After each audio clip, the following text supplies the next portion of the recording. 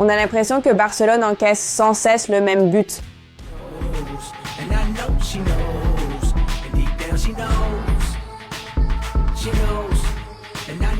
La défense s'ouvre aussi facilement qu'une boîte de conserve, et tout le monde sait déjà comment le faire.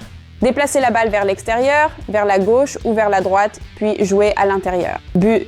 C'est exactement ce qui s'est passé contre le PSG, et Séville a répété le même schéma toute la nuit. Les signes avant-coureurs sont là depuis des semaines, mais ni Hansi Flick ni son équipe ne semblent les remarquer. La foi aveugle dans la formule du succès de la saison dernière semble être la seule carte à jouer maintenant. Ce joker ne fonctionne tout simplement plus. Ce qui est inquiétant, c'est que Flick croit toujours en son idée, mais l'équipe a changé. Quelque chose semble différent en interne, émotionnellement, physiquement, et c'est quelque chose que j'ai remarqué avec une réelle surprise pendant ce match. Frenkie de Jong était ouvertement frustré contre Courtois et Martin après le deuxième but. Pedri s'est disputé avec Ferran, son meilleur ami dans l'équipe. Ce n'est que le 3e mois de la nouvelle saison, et pourtant l'équipe semble déjà émotionnellement épuisée. J'avais l'habitude de rire à l'idée que Flick ait toujours des difficultés lors de sa 2e année dans un nouveau club. Maintenant, je commence à comprendre ce qu'il voulait dire. En ce moment, on a l'impression de vivre une version pessimiste de l'histoire du Barça, même s'il y a eu de beaux moments cette saison. En plus, c'est mon anniversaire aujourd'hui. Ce n'est pas vraiment le meilleur moment pour parler de défaite, n'est-ce pas? Mais me voilà avec vous, en train d'analyser tout ça malgré tout. Alors s'il vous plaît, soutenez-moi avec vos likes. Merci. Analysons ce qui n'a pas fonctionné lors du match contre Séville, une équipe de milieu de tableau qui traverse d'énormes problèmes financiers. Les 40 premières minutes, jusqu'au 2e but de Séville, ont honnêtement été l'une des pires périodes du Barça de ces dernières années. Beaucoup de supporters disent déjà que c'est la pire prestation sous Hansi Flick et ils ont raison.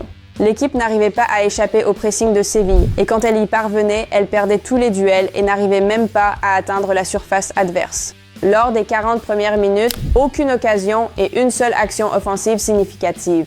Sans le ballon, le Barça a déjà semblé moyen auparavant, mais cette fois, c'était une catastrophe. Séville a brisé le piège du hors-jeu comme s'il n'existait pas et le milieu central était une autoroute grande ouverte. Au total, l'équipe a concédé 12 tirs à l'intérieur de la surface, dont 10 depuis des positions centrales.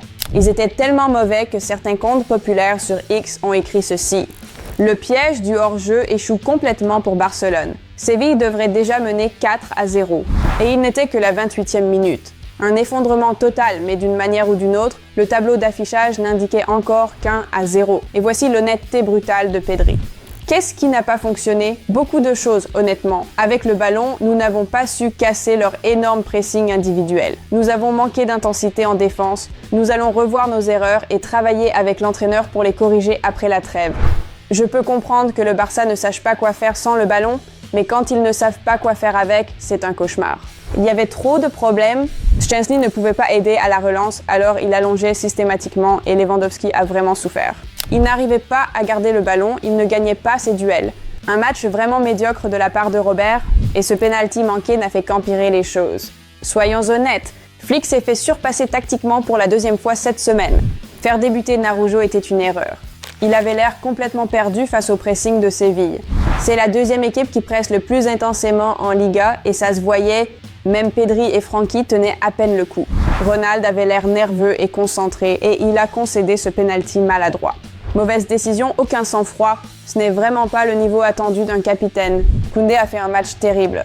Il avait déjà semblé fébrile contre le PSG, ce qui peut se comprendre vu le niveau de l'adversaire, mais contre Séville, je ne trouve aucune excuse. Même s'il y a vraiment eu une petite chute avant le 2e but, comme de nombreux analystes l'ont souligné, cela n'excuse pas à quel point il semblait perdu et incertain. La passe décisive de Pedri pour Rashford a apporté un moment de lumière, mais dans l'ensemble, la prestation était chaotique. Après le match, Frenkie de Jong a admis « Une partie du problème, c'est la fatigue accumulée. Nous avons joué 7 matchs en 21 jours. Parfois, le plus difficile, ce n'est pas de jouer avec le ballon, c'est de le courir après. » En effet, en première mi-temps, Séville a eu 46% de possession et a fait courir le Barça sans relâche. L'équipe n'a réussi que 84% de ses passes lors des 45 premières minutes. Donc c'est ça le niveau du Barça maintenant, non? Oui, le calendrier est serré, la température avoisinait les 33 degrés, mais on est début octobre. C'est bien trop tôt pour une telle chute physique et mentale. On peut accuser la fatigue, les blessures, le manque de rotation, d'accord. Mais ce cauchemar en première mi-temps est inexcusable. Ce n'était pas le Bayern, le PSG ou le grand Manchester City. Je ne veux manquer de respect à personne en disant cela. Mais c'était quand même Séville, une équipe en crise aussi bien financièrement que tactiquement. Après la mi-temps, peu de choses vont changer. Séville a ralenti son pressing, le Barça a eu plus de possession mais n'a pas su concrétiser avec le pénalty manqué de Lewandowski et l'occasion gâchée de Rony. C'est la différence entre Yamal, Rafinha et Bardghji. L'instinct de tueur n'est pas encore là. Même si, pour être juste, le Suédois semblait bien plus utile que Ferran dans ce genre de match. Même avec plus de possession, on n'a jamais vraiment eu l'impression que Barcelone pouvait revenir de 2 buts, comme ils l'ont fait contre Levante, et je vais essayer d'expliquer pourquoi. Après le match, on a demandé à Flick « Êtes-vous inquiet pour le système? Faut-il changer quelque chose ?» Il a répondu « Je ne pense pas que ce soit une question de système, nous devons simplement éviter les grosses erreurs. La première mi-temps a été mauvaise, mais nous nous sommes améliorés par la suite. Comme je l'ai dit après le match contre le PSG, nous devons apprendre de nos défaites et rester positifs. Les joueurs blessés reviendront après la trêve et cela nous aidera. » Honnêtement, je ne sais pas d'où vient cette confiance, car voir la défense de Barcelone s'effondrer à nouveau dans les dernières minutes était douloureux. La tentative faible de Szczęsny sur le 3e but de Séville a scellé le sort du match. Un gardien de but du niveau de Barcelone doit arrêter une frappe comme celle-là. Et le 4e but a été le coup de grâce. Ce match a apporté une série de tristes records. 2 défaites consécutives sous Flick, une première depuis décembre 2024. La première victoire de Séville contre le Barça depuis le 3 octobre 2025. La plus lourde défaite du Barça sous Flick est la première défaite avec un tel écart depuis le 1-4 contre le PSG sous Xavi en avril 2024. C'est la première fois que le Barça perd avec 3 buts d'écart en Liga depuis le 23 septembre 2015, 1-4 contre le Celta. Mais le détail le plus choquant est venu de l'analyste Islam Bouafif. Séville, qui n'avait créé que 7 grosses occasions lors de ses 7 premiers matchs réunis, en a réussi 5 rien que dans ce match contre nous. Le problème, ce n'est pas la défaite en elle-même, c'est la manière dont le Barça a joué. Regardez simplement ses visages après le 4e but. Brisé, vide, vaincu. Depuis la 30e minute contre le PSG jusqu'au coup de sifflet final à Séville, ce n'était plus une équipe, juste un groupe de joueurs qui ont perdu leur connexion. La trêve internationale ne pouvait pas mieux tomber. C'est le moment pour eux de se remettre à zéro, de récupérer et de repenser les choses. Mais on ne peut pas balayer ça d'un revers de main comme s'il ne s'agissait que d'une mauvaise soirée. C'était un avertissement clair et un avertissement fort. Le départ d'Inigo Martinez a empiré les choses en défense, surtout avec le piège du hors-jeu. Tout s'effondre sans un véritable leader en défense. Et ce football kamikaze doit cesser. Sinon, rien ne changera et Barcelone continuera d'offrir des victoires à ses adversaires.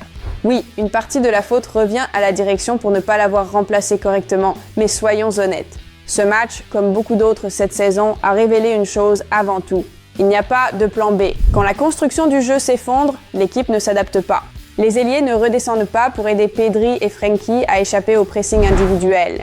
Flick ne réagit pas en cours de match. Cette obstination commence à coûter des points. En ce moment, le Barça a désespérément besoin de flexibilité tactique pour que des équipes de milieu de tableau comme Séville arrêtent de ressembler à des géants européens. La seule consolation, c'est que cette défaite, comme celle contre le PSG, est survenue avant la trêve internationale et tôt dans une longue saison. D'accord, Calice, j'ai terminé pour aujourd'hui. Téléchargez l'application Barcelona Live pour analyser chaque match comme je le fais avec mon équipe et laissez un like si vous croyez encore au Barça malgré ce cauchemar. Laissez un commentaire, dites-moi ce que vous en pensez et abonnez-vous, car l'histoire de cette saison est loin d'être terminée. Merci d'avoir regardé. Au revoir.